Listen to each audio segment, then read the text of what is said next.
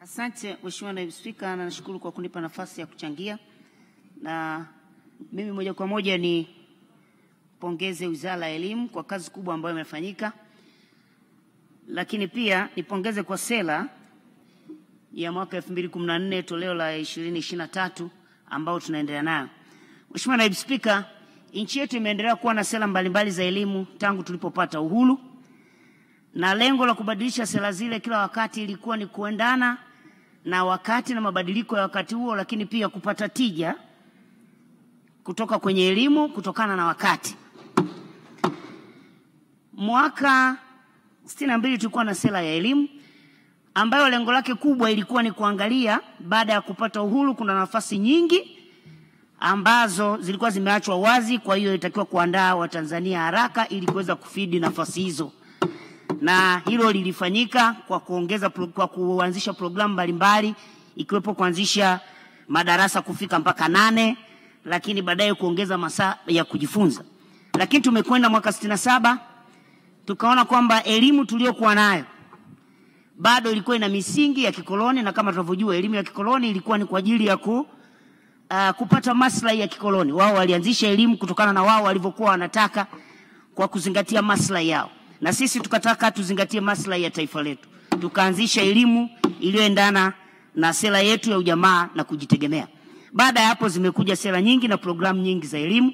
Na mwisho tumekuja na hii sera ambayo tuko nayo sasa hivi 2014, ambayo hii nayo ilionekana ina mapungufu kutokana na kutokuwa na walimu wa kutosha, mazingira kutokuwa bora ya ufundishaji na kujifunzia, lakini pia kutokuwa na udhibiti wa ubora katika elimu yetu, lakini kuwa na elimu ambayo haiendani na soko. Tumetengeneza sera nyingine ambayo sasa kwanza tunaipongeza serikali kwa sababu katika mazingira ya kujifunza na ujifunzaji kuna mambo makubwa yamefanyika kuhakikisha kwamba tunapata shule za kutosha, lakini pia tunapata miundombinu mingine ya shule za kutosha, kuhakikisha kwamba tunaleta motivation kwa watumishi kwa kuajiri walimu wa kutosha, lakini pia kuboresha maslahi yao walimu. Tunajua kuna malalamiko makubwa ya mishahara, kupandishwa madaraja na vitu stahiki za wafanyakazi.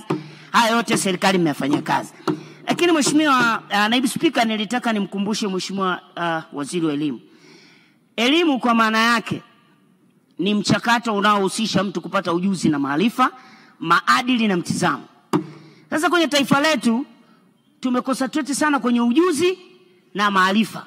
Hatuangalii maadili na mtizamo, attitude za watu. Na hii ndio inayotupa shida. Amesema Mheshimiwa mbunge aliyotoka. Hii inatupa shida mtu kufikiri kwamba akipata elimu lazima ajiriwe. Akipata elimu lazima apate kazi. Sasa hii iko kwenye package yako.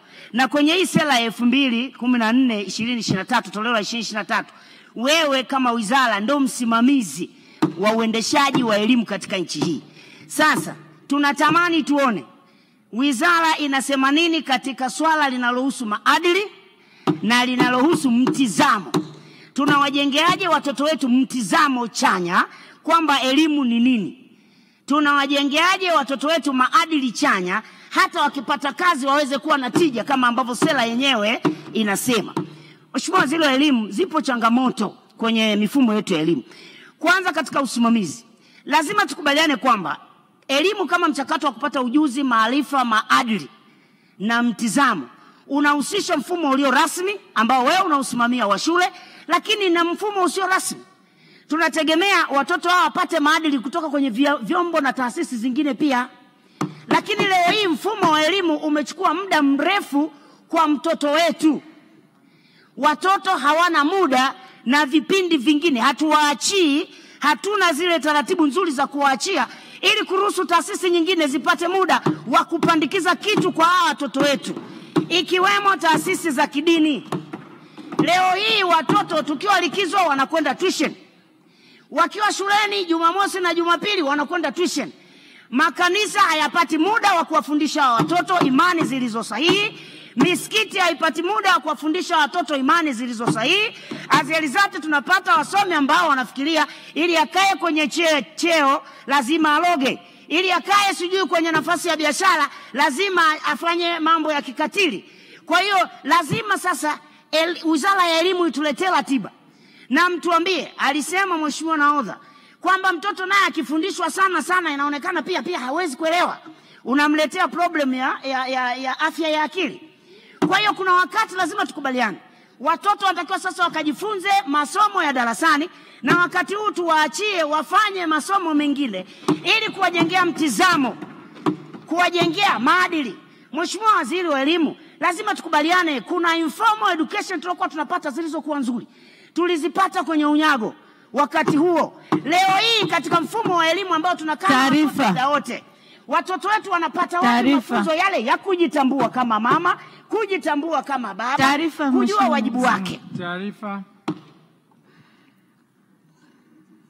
Mheshimiwa Naibu Spika, nimpongeze sana msemaji anayezungumza sasa hivi, na hasa anaposema kwamba tuangalie elimu zinazotoka kwenye maeneo mengine kama dini zifundishwe, lakini nimtahadharishe kwamba sio dini zote zinazotoa maarifa yanayofaa kwa watoto. Mfano, kuna mtu anasema kabisa yeye anakwenda pale kwenye kanisa au sijui sehemu ya dini, anasema yeye ni Mungu. Sasa dini hizi pia tuangalie dini gani zinafaa kwa watoto wetu. Asante. Mheshimiwa Jessica, taarifa hiyo.